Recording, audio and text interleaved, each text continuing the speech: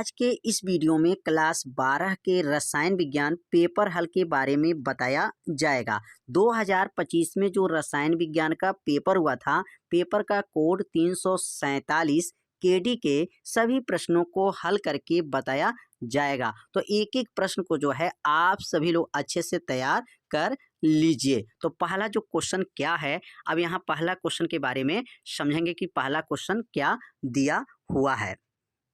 तो पहला जो प्रश्न है 0.2 मोलरता विलयन के 500 ml बनाने के लिए सोडियम कार्बोनेट की आवश्यक मात्रा है। 4 ऑप्शन इसमें दिया गया है, तो कौन सा ऑप्शन इसमें सही होगा। तो यहाँ सबसे पहले लिखेंगे यहाँ पर हल, और हल में नोट करेंगे इसमें क्या क्या मान दिया गया है। तो सबसे पहले प्रश्न में देखेंगे तो यहाँ पर मान जो दिया गया है यह मोलरता का मान दिया गया है। तो यहाँ पे लिखेंगे मोलरता, और मोलरता बराबर क्या दिया गया है। तो प्रश्न में जो दिया गया है मोलरता बराबर दिया गया है 0.2 दिया गया है। तो पहला मान जो है मोलरता गया, और दूसरा जो मान दिया गया है आयतन, आयतन कितना दिया गया है 500 ml। तो यहाँ पे नोट कर लेंगे आयतन, आयतन कितना दिया गया है। तो आयतन बराबर लिखेंगे 500 ml। अब ये ml को ना लीटर में बदल देंगे। तो लीटर में कैसे बदला जाता है, जब इसमें 1000 से भाग कर दें तो यह बदल जाता है लीटर में। अब 1000 से भाग कर देंगे, अब 1000 से भाग करेंगे तो 0 0 खत्म, 5 दूनी 10, 5 से 10 कट जाएगा, कितना आ जाएगा यहाँ पर बराबर करके लिख सकते हैं 1/2 लीटर हो जाएगा। अब यहाँ पर लीटर कितना हो जाएगा 1/2 लीटर हो गया। अब सोडियम कार्बोनेट जो दिया गया है इसका अब अणुभार निकालेंगे। अब यहाँ पर जो है ना इसका अणुभार कैसे निकाला जाएगा, तो लिखेंगे यहाँ पर Na2CO3 का अणुभार। अब अणुभार कितना निकालेंगे तो कैसे निकलेगा इसका अणुभार। तो सोडियम जो है, सोडियम का परमाणु भार जो होता है वह 23 होता है। तो लिखेंगे यहाँ पर 23 × 2, क्योंकि यहाँ 2 है तो 23 इसका परमाणु भार हो गया, 2 से गुणा। सी का 12 होता है, सी का क्या होता है 12, और ऑक्सीजन का क्या होता है 16, तो 16 × 3 हो जाएगा। 23 में 2 का गुणा करेंगे तो यह बनेगा 46, प्लस हो जाएगा 12 प्लस 16 × 48। अब इसको जोड़ लेंगे तो कितना आ जाएगा, तो तीनों को जो जोड़ा जाएगा तो 106 आ जाएगा। कितना आ जाएगा 106 आ जाएगा। और इसमें पूछा क्या गया है, तो इसमें मात्रा पूछा गया है। क्या पूछा गया, मात्रा की गणना कीजिए। तो यहाँ लिखेंगे मात्रा बराबर प्रश्नवाचक, मतलब मात्रा बराबर इसमें पूछा गया है, तो मात्रा बराबर जो है प्रश्नवाचक चिन्ह लगा देंगे कि मतलब इसमें मात्रा पूछ रहा है कि मात्रा की गणना कीजिए। तो प्रश्न में किसका किसका मान दिया है, तो पहला मान मोलरता का दिया गया है, और मोलरता का मान 0.2 है। आयतन 500 ml था, इसको लीटर में ला दिए, 1000 से भाग करेंगे, 5 दूनी 10, 1/2 लीटर आ गया, और इसका अणुभार 106 आ गया, और मात्रा बराबर जो है पूछा जा रहा है। तो यहाँ सबसे पहले जो है ना इसका सूत्र लिखेंगे। अब इसका सूत्र क्या होता है, तो यहाँ पर सूत्र लिख लेंगे मोलरता बराबर क्या होता है, मोलरता बराबर होता है, मोलरता बराबर, अब सूत्र को पहले आप लोग याद रखिएगा। मोलरता बराबर होता है मात्रा, क्या होता है मात्रा बटा हो जाएगा, और नीचे लिखेंगे अणुभार, क्या रहेगा यहाँ पर अणुभार, और गुणे जो होता है अणुभार गुणे आयतन जो होता है ना वह लीटर में होता है। क्या होता है, आयतन जो होता है लीटर में होता है, आयतन लीटर में होता है। यहाँ पर जो लिखे हैं मोलरता बराबर क्या होता है, मात्रा बटा अणुभार गुणे आयतन। अब यहाँ पर मात्रा की गणना करेंगे तो इसका गुणा दोनों में हो जाएगा, इसका जो है मोलरता का गुणा अणुभार गुणे आयतन हो जाएगा। तो मात्रा बराबर अगर मान निकालेंगे तो क्या बनेगा, तो मात्रा बराबर हो जाएगा मोलरता, क्या रहेगा यहाँ पर मोलरता गुणे जो होता है अणुभार गुणे आयतन हो जाएगा, गुणे का हो जाएगा यहाँ पर आयतन। अब ये तीनों का जो है गुणा कर लिया जाएगा। तो अब तीनों को जब गुणा करेंगे तो मान क्या आ जाएगा यहाँ पर, तो मोलरता का मान पहले भरेंगे, तो मोलरता कितना आया था, तो मोलरता बराबर आया था 0.2 आया था, और अणुभार कितना आया था 106 आया था, और जो है आयतन कितना आया था 1/2 आया था। तो 2 से 106 को काट दीजिए, 2 से जब 106 कट जाएगा तो कितने बार में कटेगा, तो 53 बार में होगा। और 53 का दुगुना कर देंगे तो क्या बनेगा, 53 का दुगुना 106 हो जाएगा और एक स्थान दशमलव लगा देंगे, 10.6 हो जाएगा, 10.6 ग्राम हो जाएगा। अब यहाँ पर जो है ग्राम आ जाएगा, तो इसमें 10.6 ग्राम कौन है, तो देखेंगे यहाँ पर 10.6 ग्राम सी वाला विकल्प जो है क्या है, सही है। तो कैसे इसको हल किया गया है, एक एक लाइन को जो है आप लोग समझ लीजिएगा। यहाँ पर इसका सूत्र लिखे हैं, मोलरता बराबर मात्रा बटा अणुभार गुणे आयतन, और आयतन वह लीटर में होता है, और मोलरता में इसमें गुणा कर लेंगे तो तीनों का गुणा हो जाएगा, मोलरता गुणे अणुभार गुणे आयतन।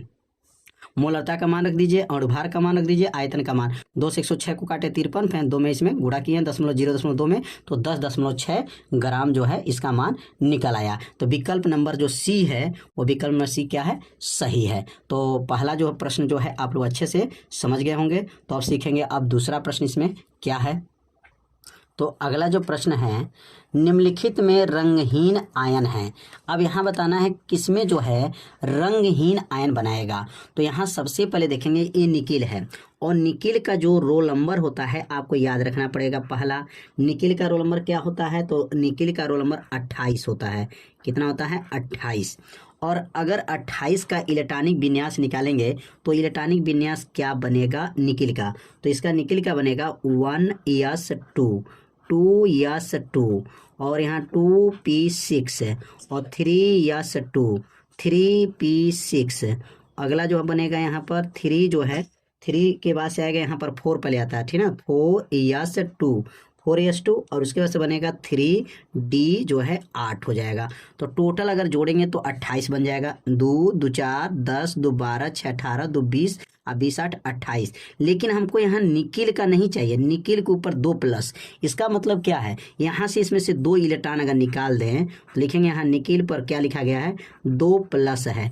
अब 2 प्लस का मतलब हो गया 28 में से 2 निकल जाएगा। जब 2 निकल जाएगा तो क्या बनेगा, 1s2, 2s2, 2p6, 2p6, 3s2, 3p6, 4। अब इसमें से 2 खत्म हो गया तो क्या बनेगा, 3d8 हो जाएगा। अब 3d8 में अब यहाँ पर जो है इसमें इलेक्ट्रॉन की संख्या भरेंगे कि इसमें जो है 8 इलेक्ट्रॉन है, तो इसमें चेक करेंगे कि इसमें युग्मित इलेक्ट्रॉन है कि अयुग्मित इलेक्ट्रॉन है। तो 3d में जो है ना 5 बॉक्स होता है, 1 2 3 4 5, इनके पास 8 इलेक्ट्रॉन है। अब 8 इलेक्ट्रॉन को भरेंगे तो 1 इलेक्ट्रॉन, 2 इलेक्ट्रॉन, 3 इलेक्ट्रॉन, 4 इलेक्ट्रॉन और एक 5 इलेक्ट्रॉन, 6 इलेक्ट्रॉन, 7 इलेक्ट्रॉन और ये 8 इलेक्ट्रॉन। अब यहाँ पर अयुग्मित आ गया, तो जिसमें अयुग्मित इलेक्ट्रॉन होते हैं वह रंगीन होते हैं। क्या होते हैं, रंगीन। इसका मतलब जो निकिल है वह रंगहीन आयन नहीं बनाएगा क्योंकि इसमें अयुग्मित इलेक्ट्रॉन आ गया। तो अब दूसरा वाला चेक करेंगे। अब Fe, और Fe का नाम क्या है, तो कहेंगे आयरन, और आयरन का रोल नंबर क्या होता है, तो 26 होता है। क्या होता है, 26। अब 26 को निकाला जाएगा, तो 26 का, अभी यहाँ 28 को निकाले हैं ना, अब यहाँ 26 का निकाला जाएगा। तो 26 का इलेक्ट्रॉनिक विन्यास क्या होगा, तो ऊपर जो निकाले हैं वैसे ही हल करेंगे नीचे भी। तो कैसे निकाला जाएगा, यहाँ पर 1s2, 2s2, 2p6, 2p6, 3s2, 3p6, 4s2, 4s2 और 3d, और ये 8 है। तो अब 8 यहाँ नहीं रहे क्योंकि 28 था, अब 26 हो गया। अब क्या बनेगा यहाँ पर 3d6 हो जाएगा। अब ये 26 का निकला है, लेकिन 26 का तो निकला है लेकिन हमको 26 नहीं चाहिए, इसमें से 3 इलेक्ट्रॉन कम चाहिए क्योंकि लिखा है Fe पर +3। तो इसका मतलब यहाँ निकालेंगे Fe के ऊपर 3 प्लस कम कर देंगे यहाँ से, मतलब 3 इलेक्ट्रॉन इसमें से क्या हो जाएगा, कम हो जाएगा। अब इसमें से 3 इलेक्ट्रॉन कम करेंगे तो क्या बनेगा, 1s2, 2s2, 2p6, 3s2, 3p6, और बाहर वाले क्लास में से 3 इलेक्ट्रॉन निकाल देंगे तो 2 इलेक्ट्रॉन इसमें से निकलेगा और 1 इलेक्ट्रॉन इसमें से निकलेगा, तो 3d5 हो जाएगा, 3d5 बनेगा।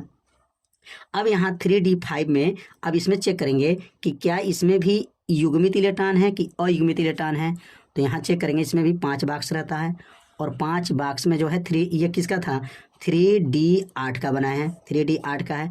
अब ये बनेगा 3d5 का, 3d5 का बना रहे हैं, 1 2 3 4 5, इसमें इलेक्ट्रॉन भरेंगे। कितने इलेक्ट्रॉन लास्ट में है, 5 electron, 1 electron, 2 electron, 3 electron, 4 electron, 5 electron. इसमें भी अयुग्मित इलेक्ट्रॉन आ गया, किसमें, आयरन में भी। अब कापर का निकालेंगे। अब कापर का जब निकालेंगे तो क्या बनेगा, Cu का 29 होता है, क्या होता है 29 होता है।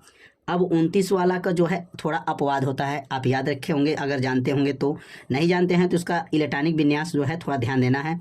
कैसे निकलता है 1s2 2s2 2p6 3s2 3p6 और यहाँ लिखेंगे 4s1 और 3 जो है यहाँ पर हो जाएगा d और d के ऊपर कितना घात होता है 10 होता है। अब जोड़ सकते हैं 2 2 4 10 2 12 6 18 1 19 और 10 29। अब इसमें से कापर में से 2 इलेक्ट्रॉन यहाँ से निकालना है। अब कापर से 2 इलेक्ट्रॉन अगर निकालते हैं Cu को ऊपर +2, मतलब यहाँ से जो है हम लोग 2 इलेक्ट्रॉन यहाँ से प्लस करते हैं, मतलब 2 इलेक्ट्रॉन यहाँ से क्या करना है बाहर निकालना है। 2 इलेक्ट्रॉन यहाँ से जब बाहर निकलेगा तो इसका 2 इलेक्ट्रॉन जब बाहर इसमें से निकाल देंगे तो इसका इलेक्ट्रॉनिक विन्यास क्या बनेगा 1s2 2s2 2p6 3s2 3p6 और एक इलेक्ट्रॉन इसमें से खत्म होगा और एक इलेक्ट्रॉन इसमें से खत्म हो जाएगा तो 3d9 हो जाएगा। अब 3d9 हो जाएगा। अब इसमें चेक करेंगे कि इसमें जो है युग्मित इलेक्ट्रॉन है कि अयुग्मित इलेक्ट्रॉन है, पहले चेक करेंगे। तो इसमें जो है 1 2 3 4 5, इसमें भी इलेक्ट्रॉन 9 इलेक्ट्रॉन भरना है, 3d9 इलेक्ट्रॉन इसमें भरेंगे। 1 इलेक्ट्रॉन 2 इलेक्ट्रॉन 3 इलेक्ट्रॉन 4 5 6 7 8 9, इसमें भी खाली आ गया। तो जब इसमें खाली आ जाएगा तो जो है ये तो क्या बनाएगा रंगीन आयन बनाएगा, ये भी रंगीन ये भी रंगीन ये भी रंगीन। अब यहाँ पर कापर के ऊपर 1 है तो कापर का तो निकाले ही हैं, बस एक और इसमें से एक, मतलब कापर Cu जो है उसमें से 1 इलेक्ट्रॉन निकालना है। तो अगर Cu में से अगर 1 इलेक्ट्रॉन यहाँ पर निकल जाए, 1 इलेक्ट्रॉन अगर निकाल दें तो क्या बनेगा 29 था तो 28 होगा। अब इसका यहीं से 1 इलेक्ट्रॉन इसमें से कम हो जाएगा तो 1s2 2s2 2p6 3s2 3p6 और ये 4s जो है 4s1, ये 29 का कापर 29 का, लेकिन इसमें से 1 इलेक्ट्रॉन कम कर देंगे तो 4s1 से 1 इलेक्ट्रॉन खत्म, क्या बचेगा 3d10। अब 3d10 हो जाएगा। अब इसमें चेक करेंगे कि अयुग्मित इलेक्ट्रॉन है कि युग्मित इलेक्ट्रॉन है, तो इसमें चेक करेंगे 5 बॉक्स इसमें बना लेंगे, 1 2 3 4 5, इनके पास 3d10 10 इलेक्ट्रॉन है, 1 इलेक्ट्रॉन 2 3 4 5 6 7 8 9 10, ये पूरा भर गया। और जब ये पूरा भर गया तो यही तो रंगहीन आयन बनाएंगे जिसमें युग्मित इलेक्ट्रॉन पाए जाते हैं, वह रंगहीन आयन बनाते हैं। इसका मतलब इसमें सही कौन होगा कापर +1 सही हो जाएगा, इसमें डी वाला ऑप्शन क्या हो जाएगा सही हो जाएगा। तो कैसे यहाँ से कापर +1 पे हुआ है, क्योंकि चारों में हम लोग जब जांच किए हैं तो इसमें अयुग्मित है, इसमें भी अयुग्मित है, इसमें भी अयुग्मित है। तो जिसमें अयुग्मित इलेक्ट्रॉन पाए जाते हैं तो वह रंगीन आयन बनाते हैं, और जिसमें युग्मित इलेक्ट्रॉन पाए जाते हैं मतलब पूरा भरा हुआ रहता है वह रंगहीन आयन देते हैं। तो यह कापर Cu+1 जो है डी वाला ऑप्शन इसमें क्या हो जाएगा सही हो जाएगा। तो अब सीखेंगे अगला प्रश्न।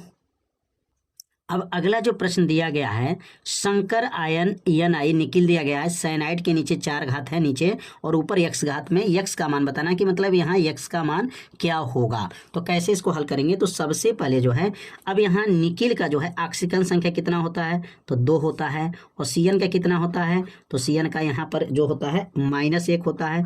-1 में कितने से गुणा कर लेंगे 4, और जितना ये घात ऊपर रहता है ना ये बराबर हो जाता है इसके, तो x के बराबर हो जाएगा। अब यहाँ 2 हो जाएगा, 4 1 का नाम 4, 4 हो जाएगा बराबर x हो जाएगा। 2 में से 4 घटाएंगे तो -2 बराबर x हो जाएगा। मतलब इसमें ऑप्शन कौन सही हो जाएगा, तो x का मान जो निकला है वो -2 निकला है, तो इसका मतलब C वाला ऑप्शन क्या हो जाएगा इसमें सही हो जाएगा। -2 जो है इसमें क्या है सही है। एक बार समझ लेते हैं, निकिल का जो है ऑक्सीजन संख्या 2 होता है, साइनाइड का जो है -1 होता है, 4 से गुणा कर लेंगे, 4 1 का नाम 4, 2 में से 4 घटाएंगे -2 बराबर x हो गया। तो x का मान इसमें पूछा गया है, तो ऑप्शन जो है इसमें C वाला ऑप्शन क्या हो जाएगा सही हो जाएगा। अब अगला जो प्रश्न दिया गया है, अब यहाँ पर अभिक्रिया दिया गया है CH3COCl और हाइड्रोजन के साथ क्रिया करना है और बेरियम सल्फेट यहाँ पर जो है उपस्थित है और यहाँ बताना है कि क्या उत्पाद बनेगा। तो यहाँ पर जो रिएक्शन कराएंगे तो कैसे रिएक्शन होगा, सबसे पहले क्या लेंगे यहाँ पर CH3 और यहाँ लिखेंगे CO और Cl और किसके साथ क्रिया करा देंगे, हाइड्रोजन के साथ क्रिया कराएंगे और किसके उपस्थित में क्रिया कराएंगे तो BaSO4 बेरियम सल्फेट के उपस्थित में क्रिया कराएंगे तो यह EH के साथ Cl आ जाएगा तो बाहर इसमें चला जाएगा EHCl, क्या बाहर जाएगा EHCl बाहर हो गया। अब इसमें एक H बच गया, अब इसके साथ आ जाएगा तो क्या बनेगा CH3CHO हो जाएगा। अब CHO बचेगा तो CHO का नाम क्या है, एल्डिहाइड। अब इसमें देखिए कीटोन है तो कीटोन समूह इसमें नहीं है क्योंकि एल्डिहाइड, CHO को ही एल्डिहाइड समूह कहा जाता है। तो इसमें कौन सा ऑप्शन सही हो जाएगा, बी वाला ऑप्शन जो है एल्डिहाइड क्या होगा, सही हो जाएगा। क्योंकि यह आपको जो क्रिया करेगा किसके साथ, हाइड्रोजन के साथ क्रिया करेगा तो क्या बनता है यहाँ पर एल्डिहाइड बना, इसका नाम क्या होगा, एथेनॉल। क्या नाम है, एथेनॉल। 2 कार्बन है, मेथेन एथेन एथेनॉल हो जाएगा और हाइड्रोक्लोरिक अम्ल बनेगा। इसमें बी वाला ऑप्शन क्या हो जाएगा, सही हो जाएगा। अब अगला जो दिया गया है, अब यहाँ पर लिखा गया है CH3 और N है 1, प्राथमिक एमीन, द्वितीयक एमीन, तृतीयक एमीन। तो यहाँ ध्यान देंगे प्राथमिक एमीन में NH2 होता है, क्या होता है NH2 प्राथमिक में, और NH रहता है वो द्वितीयक होता है, और केवल N रहता है ना, केवल N रहेगा तो तृतीयक एमीन। इसका मतलब इसमें ऑप्शन कौन से हो जाएगा, इसमें तृतीयक एमीन जो है क्या हो जाएगा, इसमें सही हो जाएगा। इसमें तृतीयक एमीन जो है सही है क्योंकि इसमें केवल N है, जिसमें N रहता है वो तृतीयक एमीन होता है। और एस्कार्बिक अम्ल, एस्कार्बिक अम्ल क्या है, तो एस्कार्बिक अम्ल जो है विटामिन है, एंजाइम है, प्रोटीन है, हार्मोन है। तो याद रखेंगे एस्कार्बिक अम्ल जो होते हैं वो विटामिन होते हैं, क्या होते हैं, विटामिन। इसमें ए वाला ऑप्शन क्या हो जाएगा, सही हो जाएगा।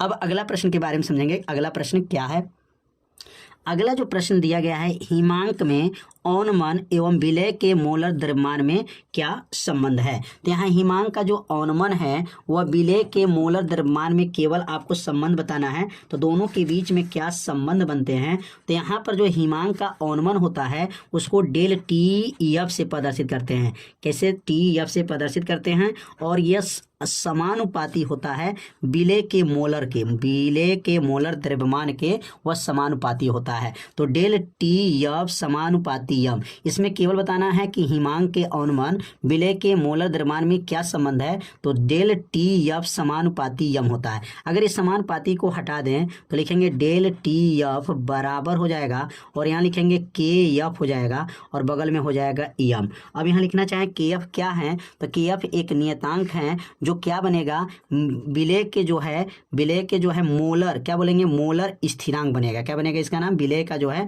मोलर जो है स्थिरांक कहा जाएगा। मतलब KF एक नियतांक में आता है, इसलिए जो है इसको स्थिरांक भी कहा जाता है। तो ये आपको संबंध बताना था, केवल हिमांक में औनमन और विलय के मोलर द्रव्यमान में क्या संबंध है। तो संबंध जो है आप लोग समझ गए होंगे कि ΔTEF जो है समानुपाती क्या होता है, यम के होते हैं, और यम क्या क्या नाम है, विलय के मोलर द्रव्यमान होते हैं। अब अगला जो प्रश्न है, अगला प्रश्न क्या दिया गया है, अम्लीय और क्षारीय माध्यमों में KMnO4 का तुल्यांकी द्रव्यमान भिन्न होता है, क्यों। अब यह जो है अम्लीय माध्यम, क्षारीय माध्यम में जो पोटेशियम पर मैग्नेट होते हैं उनके तुल्यांकी जो द्रव्यमान अगर निकालते हैं तो वह भिन्न क्यों होते हैं, क्या कारण होता है कि ऐसा होता है।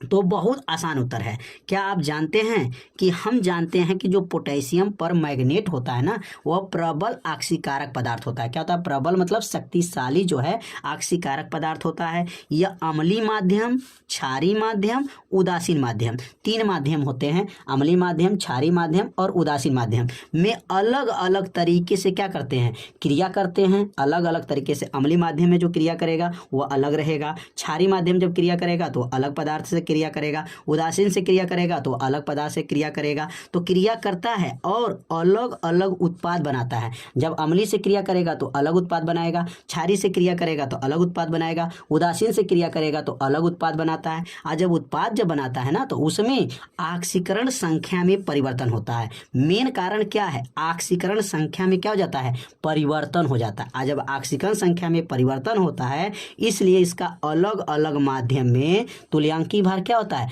अलग अलग होता है। मेन कारण इसमें क्या है, ऑक्सीकरण संख्या में परिवर्तन होना। आप एक लाइन में लिख सकते हैं कि इनके ऑक्सीकरण संख्या में, इन अभिक्रियाओं में ऑक्सीकरण संख्या में जो परिवर्तन होने लगता है, इसलिए उनकी तुल्यांकी भार भी क्या आता है, अलग अलग होने लगता है। तो उम्मीद करते हैं ये प्रश्न का उत्तर आप लोग समझ गए होंगे कि पोटेशियम परमैंगनेट अगर अम्लीय से, क्षारीय से, उदासीन से अगर क्रिया करता है तो अलग अलग तो पदार्थ बनाएगा, लेकिन जब उसकी ऑक्सीकरण संख्या भी निकालेंगे तो अलग अलग ऑक्सीकरण संख्या निकलेगा। और जब ऑक्सीकरण संख्या अलग अलग निकलेगा तो उसका तुल्यांकी भार भी क्या होगा, अलग अलग ही निकलेगा। तो तुल्यांकी द्रव्यमान भी क्या हो जाएगा, उसका अलग माना जाता है। तो प्रश्न का ये उत्तर जो है आप लोग अच्छे से समझ गए होंगे। तो आप सीखेंगे अगला प्रश्न। अगला जो प्रश्न दिया गया है, NH4OH विलयन में यहाँ पर कॉपर हाइड्रोक्साइड घुलनशील है, जबकि NaOH विलयन में नहीं, क्यों नहीं है, इसके बारे में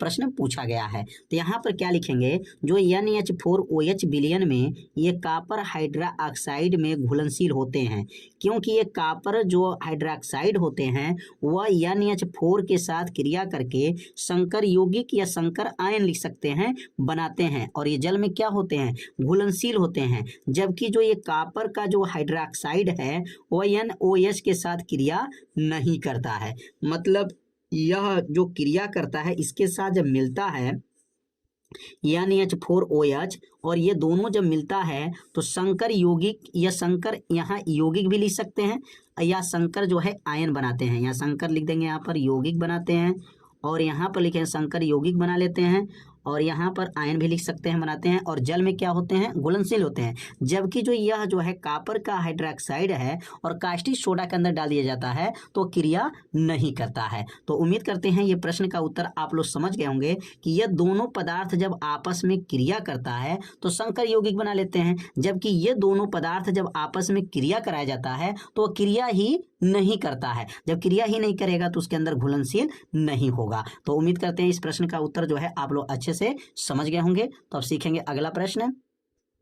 अगला जो प्रश्न दिया गया है, निम्नलिखित रासायनिक समीकरण को पूर्ण कीजिए, मतलब पूरा करना है। और यहाँ पर जो दिया गया CH3, CH, Br और CH3, और यहाँ पर जो है AlC जो मतलब एल्कोहली जो है पोटेशियम हाइड्रोक्साइड के साथ जब क्रिया कराते हैं तो ए वाले स्थान पर क्या प्राप्त होगा, और यहाँ पर HBr के साथ जो है क्रिया कराएंगे पैरोक्साइड की उपस्थिति में तो बी के पास जो है कौन सा पदार्थ बनेगा। तो कैसे यहाँ पर पूरा किया जाएगा क्रिया को, तो सबसे पहले जो है यहाँ पर CH3 लिखेंगे, यहाँ पर CH3 CH हो जाएगा, Br हो गया और CH3 हो जाएगा। किसके साथ क्रिया कराएंगे, एल्कोहली जो है पोटेशियम हाइड्रोक्साइड के साथ जब क्रिया कराएंगे तो यह K के साथ Br चला जाएगा और H इसमें से जो निकल करके OH के साथ आ जाएगा। तो यहाँ पर क्या बनेगा, CH3 बनेगा, और बनेगा यहाँ पर CH डबल बॉन्ड हो जाएगा, CH2 हो जाएगा और KBr हो जाएगा,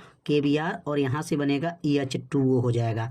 मतलब जल इसमें से बाहर निकल गया है। तो पहला अभिक्रिया जो है आप लोग समझ गए होंगे कि जब KOH के साथ जब क्रिया कराते हैं तो यहाँ पर जो है क्या बना है, और यहाँ से जो है यहाँ एल्कोहली जो है पोटेशियम हाइड्रोक्साइड के साथ जब क्रिया कराएंगे तो K के साथ Br आ जाएगा और इसमें से एक H उसको OH को दे देगा तो ये जल बनेगा और KBr बनेगा। मेथेन, एथेन, ये प्रोपेन, इसका नाम हो जाएगा प्रोपीन। क्या बनेगा, पहला जो पदार्थ बना प्रोपीन बना, क्या बना, प्रोपीन बन गया, क्योंकि इसमें डबल बॉन्ड लगा है इसलिए प्रोपीन कहा जाएगा।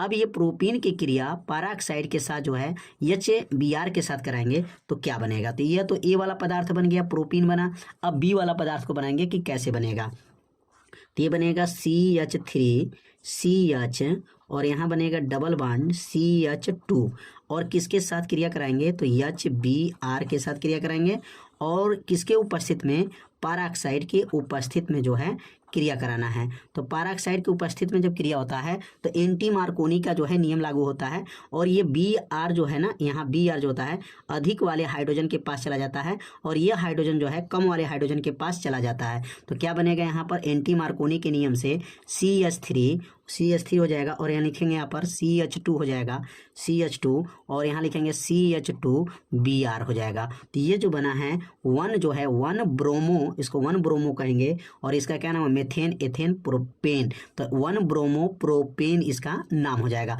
और यही पदार्थ जो है बी वाला यौगिक बन जाएगा। तो बी वाला स्थान पे क्या बनेगा और ए वाला स्थान पे क्या बनेगा, समझ गए होंगे। ए के स्थान पर प्रोपीन बनेगा, प्रोपीन, और बी वाले स्थान पे क्या बनेगा, 1 ब्रोमो प्रोपेन बनेगा।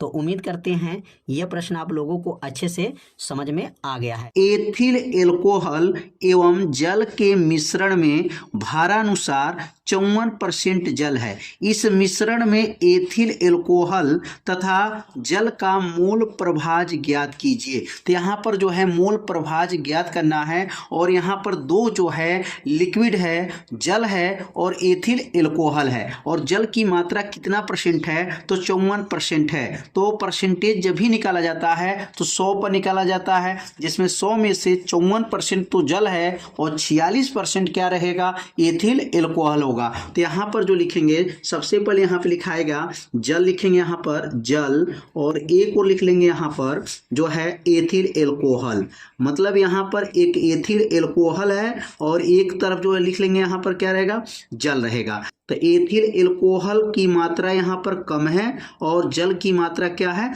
अधिक है। तो जो अधिक रहता है ना उसको जो है विलायक कहा जाता है, और जो कम रहता है ना उसको विलेय कहा जाता है। तो यहाँ पर जो मात्रा दिया गया है, अब जल का जो है विलायक उसको कहा जाएगा, तो विलायक का भार इसमें कितना दिया गया है, तो यहाँ लिखेंगे यहाँ पर विलायक का भार जो दिया गया है, विलायक का भार, और विलायक का भार को जो ना बड़ा W से दिखाते हैं, तो बड़ा W बराबर क्या हो जाएगा, 54 मान लेंगे। कितना मान लेंगे, 54 ग्राम मान लिया जाएगा, या 54 जो है यहाँ पर ml मान सकते हैं, क्योंकि लिक्विड में है तो इसलिए ग्राम में भी मान सकते हैं और यहाँ ml में भी मान सकते हैं। और यहाँ विलेय जो लिखा गया ना, विलेय का जो भार है लिखेंगे यहाँ पर विलेय का भार। अब विलेय का भार जो है जब 100 में 54 यह आ गया तो विलेय का भार छोटा W दिखाते हैं, बराबर जो है 46 मान लीजिए इसको, 46 ग्राम। अगर ग्राम में लेंगे तो ग्राम में लिख दीजिएगा, ml में लिखना चाहें तो ml में लिख सकते हैं। अब यहाँ पर विलाय का भार निकल गया, विलेय का भार निकल गया। अब यहाँ H2O का अणुभार निकालेंगे। H2O मतलब जल, जल का जो यहाँ पर अणुभार क्या होगा, लिखेंगे H2O का अणुभार निकालेंगे। अब अणुभार को जो है बड़ा M से यहाँ दिखाएंगे, M बराबर हो जाएगा, कैसे निकलेगा, H का 1 होता है तो 1 गुणे 2 प्लस O का 16 होता है, 16 हो जाएगा। जोड़ लेंगे इसको तो क्या बनेगा, 2 1 का नाम 2 प्लस 16, 16 2 मिलके क्या नाम बनेगा, 18। यहाँ पर जो निकला है अणुभार जो निकला है 18 निकल गया। अब यहाँ पर जो निकलेगा एथिल एल्कोहल है, और एथिल एल्कोहल का अगर अणुभार निकालेंगे तो एथिल एल्कोहल का सूत्र क्या होता है, तो लिखेंगे यहाँ पर C2H5OH होता है का अणुभार यहाँ निकालेंगे। अब इसका अणुभार को ना छोटा जो है m से प्रदर्शित करेंगे। अब इसका अणुभार m बराबर करेंगे, कैसे निकलेगा, C का क्या होता है 12, 2 से गुणा करेंगे क्योंकि 2 है, हाइड्रोजन का 1 गुणे 5 हो जाएगा, प्लस O का 16 प्लस H का 1 हो जाएगा। अब इसको सॉल्व करेंगे तो 12 दूनी 24 हो जाएगा, 5 का नाम 5 हो गया, 16 हो जाएगा प्लस 1 हो जाएगा। अब इसको जोड़ेंगे तो कितना आ जाएगा, 46 आ जाएगा। और इसको जो है छोटा m से दिखाएंगे, किससे, छोटा m से दिखाएंगे, और इसको बड़ा m से दिखाएंगे। तो विलेय विलायक यहाँ पे चल रहा है, तो विलायक के रूप में जल का प्रयोग हो रहा है और विलेय के रूप में एथिल एल्कोहल का प्रयोग हो रहा है। कैसे पता चला, क्योंकि इसकी मात्रा अधिक है इसलिए इसको विलायक कहा जाएगा, इसकी मात्रा कम है इसलिए इसको विलेय कहा जाएगा। तो किसका किसका मान निकल गया, विलायक का भार निकला, विलायक का जो है अणुभार निकला, विलेय का भार निकला, विलेय का जो है यहाँ पर अणुभार निकला। अब मोलों की संख्या निकालेंगे। मोलों की संख्या कैसे निकलता है, तो लिखेंगे यहाँ पर मोलों की संख्या, यहाँ लिखेंगे मोलों की संख्या। तो मोलों की संख्या अगर निकालेंगे तो मोलों की संख्या का सूत्र क्या होता है, तो यहाँ पे N बराबर भार बटा अणुभार हो जाएगा।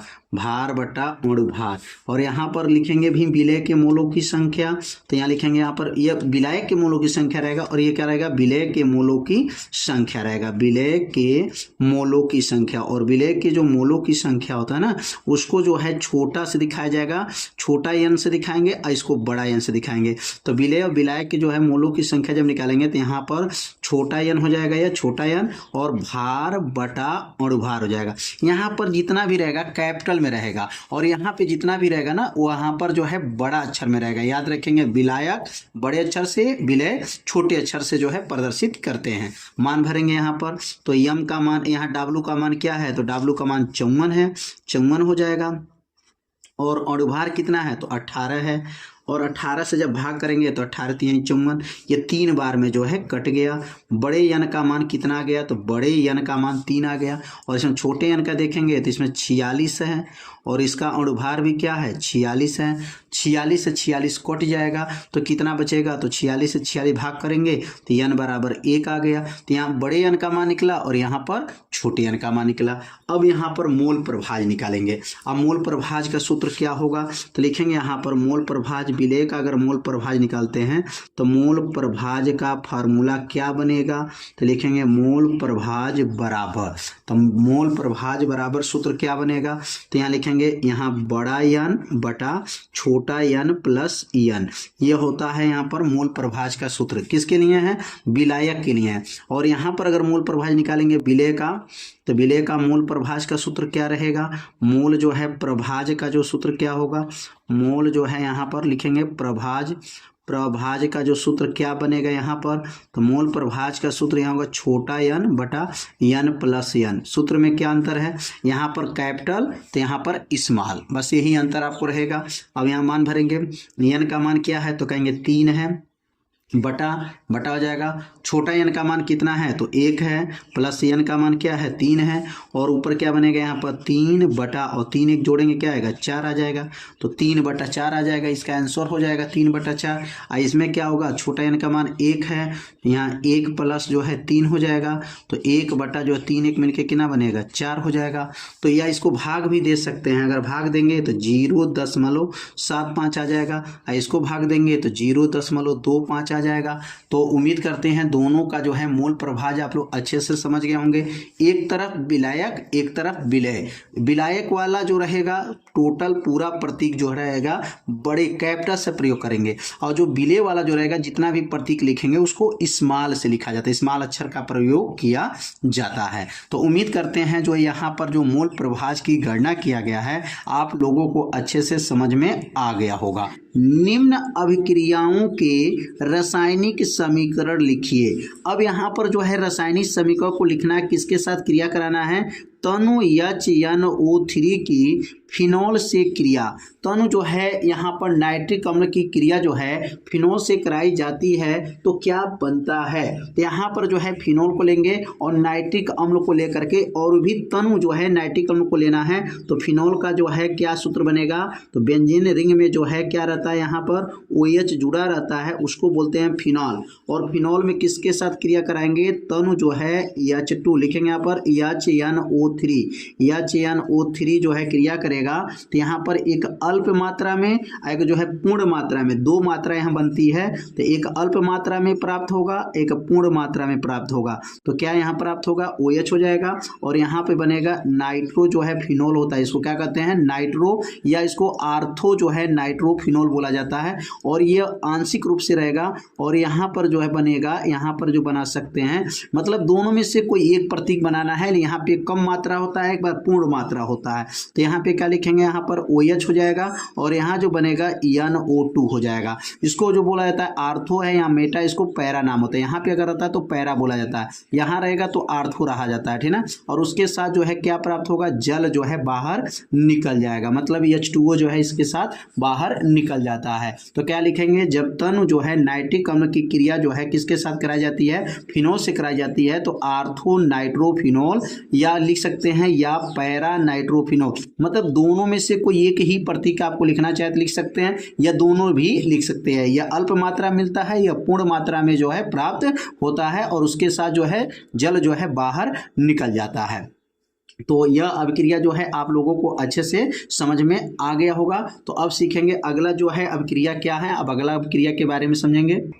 अब अगला जो अभिक्रिया दिया गया, फिनॉल की जली जो है NaOH मतलब कास्टिक सोडा के साथ जो है उपस्थित में क्लोरोफार्म के साथ अभिक्रिया कराया जाए तो क्या बनेगा। तो सबसे पहले यहाँ पर हमको लेना पड़ेगा फिनॉल, और फिनॉल का जो है सूत्र आप लोग जान गए होंगे कि बेंजीन रिंग में क्या जुड़ा रहता है, OH जुड़ा रहता है। अब इसका जो क्रिया जो है क्लोरोफार्म, क्लोरोफार्म मतलब CHCl3, इसका नाम हो गया क्लोरोफार्म। और यहाँ पर जो है कास्टिक सोडा NaOH के साथ जब कराई जाती हैं तो यहाँ पर क्या बनता है, तो यहाँ पर जो बनेगा सैलिसिल्डिहाइड बनेगा। क्या बनेगा, सैलिसिल्डिहाइड बनता है। OH रहेगा, CHO हो जाएगा सैलिसिल्डिहाइड, उसके साथ जो है सोडियम क्लोराइड बन जाएगा, सोडियम क्लोराइड, और यहाँ पर जो है जल प्राप्त हो जाता है। अब यहाँ पर संतुलित करने के लिए यहाँ 2 लगा सकते हैं, यहाँ 3 लगा लीजिएगा, और यहाँ संतुलित करने के लिए 3 लगा लेंगे। तो यहाँ पर क्या बना है, जब फिनॉल की जो क्रिया कराया गया है इसके साथ क्लोरोफार्म और सोडियम जो है हाइड्रोक्साइड, इसको कास्टिक सोडा बोला जाता है, इसके साथ जब क्रिया कराते हैं तो सैलिसिल्डिहाइड बनता है और उसके साथ सोडियम क्लोराइड बनता है, और यहाँ के साथ जो है जल भी प्राप्त हो जाता है। तो यहाँ पर 2 अभिक्रिया जो है आपको बताया गया। पहला अभिक्रिया फिनॉल की क्रिया नाइट्रिक अम्ल से कराई गया है, तो नाइट्रो जो है यहाँ फिनॉल बना है, और यहाँ पर जो बना है यह फिनॉल है और क्लोरोफार्म है, सोडियम हाइड्रोक्साइड है, इसके साथ जब क्रिया किया गया है तो सैलिसिल्डिहाइड बना है और उसके साथ सोडियम क्लोराइड तथा जल बना है। तो यह 2 अभिक्रिया आप लोगों को अच्छे से समझ में आ गया होगा। अब अगला जो प्रश्न दिया है, निम्नलिखित यौगिक के IPSC नाम लिखिए। इसका IPSC नाम आपको बताना है और इसका भी जो है IPSC नाम बताना है। तो कैसे IPSC नाम लिखना है, बहुत आसान है, बस थोड़ा सा ध्यान देंगे। यहाँ पर पहला जो दिया गया है, पहला यहाँ पर लिखेंगे हल, और हल में पहला अगर देखेंगे तो क्या दिया गया है यहाँ पर CH3, और यहाँ CO है तो यहाँ लिखेंगे CO हो जाएगा। CH2 4 गो है, ठीक ना, CH2 कितना है 4 है, तो यहाँ लिखेंगे CH2 1, CH2 2, CH2 3, CH2 3 के बाद 4 हो जाएगा, और लास्ट में बचा है क्या, CH3 हो जाएगा।